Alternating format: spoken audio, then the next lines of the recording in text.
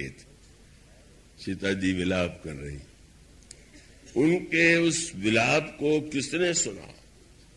गोस्वामी जी ने कहा, गीधराज सुनी आरत बानी, रघुकुल तिलक नारी पहचानी। अरे ये तो पुत्री सीता का स्वर है। क्या हुआ?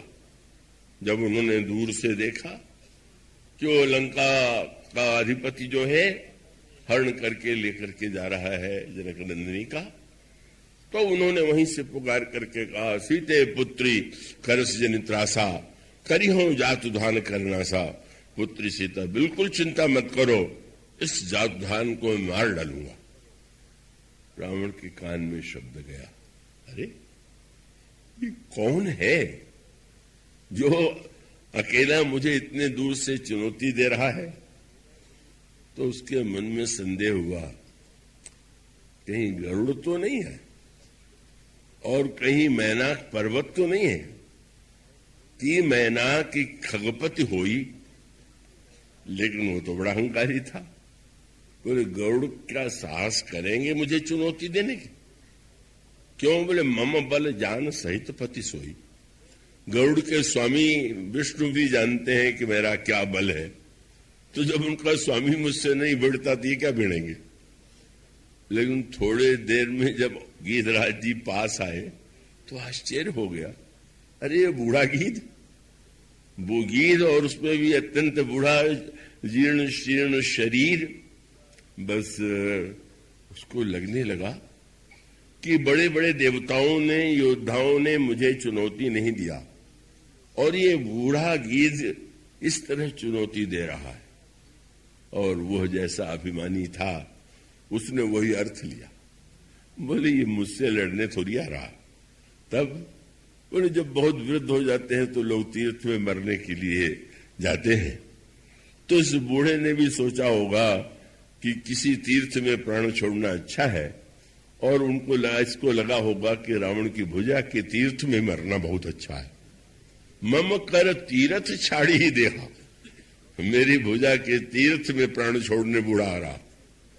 और आप देखेंगे इतना वृद्ध शरीर होते हुए भी केवल संकल्प और मनोयोग से, उस भावना से शक्ति भर हुए रावण से लड़ते हैं।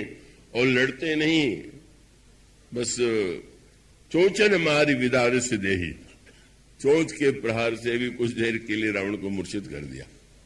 दंड एक भय मूर्छाते ही, और उसके पश्चात फिर रावण को मूर्छित किया, पर रावण फिर चैतन्य हो गया। फिर रावण ने क्रोध में आकर के जटायु जी का पंख काट दिया। वे लड़ने के लिए प्रस्तुत थे, पंख काट दिया और पृथ्वी पर गिर पड़े। कितना वृद्ध ने, उस पक्षी ने जो अधम पक्षी कहा जाता था, उसने पंख कट जाने तक अपने आप को उस हित की भावना से, रक्षा की भावना से इतना कठिन युद्ध किया। रावण हरण करके ले जाता है और उसके पश्चात भगवान राम जनक नंदिनी को खोजते हुए आते हैं। गोस्वामी जी ने गीतावली रामायण में बताया कि गीधराज के हृदय में कितनी ऊंची भावना थी। मृत्यु से वे नहीं डरते थे। मृत्यु से अगर डरते होते तो वो रावण को चुनौती क्यों देते? और अब भी वे मरना नहीं चाहते। प्राण जो है शरीर को छोड़ना चाहते हैं। शरीर में बड़ा कष्ट होता है तो प्राण भी व्याकुल होकर के उस शरीर को छोड़ दें, तो मानो गीधराज का प्राण शरीर से निकलना चाहता है। लेकिन गीधराज जी अपने प्राणों को फटकार रहे हैं।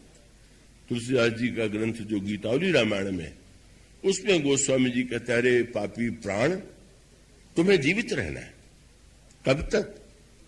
श्री राम आ जाएं और वो संदेश हम दे दें कि रावण हरण करके दक्षिण दिशा में ले गया है, तब तक कितना भी कष्ट क्यों न हो, मरने का संकल्प बिल्कुल छोड़ दो। और गीतावली रामायण में गोस्वामी लिखते हैं, गीधराज जी ने कहा, चाहत चलन प्राण पामर, बिनु सिय सुधि प्रभु ही सुनाए। सोचने लगे क्या करें, तो उनके हृदय में तो बड़ी भावुकता भी थी कि जब भगवान राम आए तो देखा गिरिराज जी की मृत्यु नहीं हुई, और गिरिराज जी उस समय एक ध्यान में डूबे हुए। किस ध्यान में? क्या गोस्वामी जी ने कहा, आगे परा गीधपति देखा, सुमिरत राम चरण की रेखा।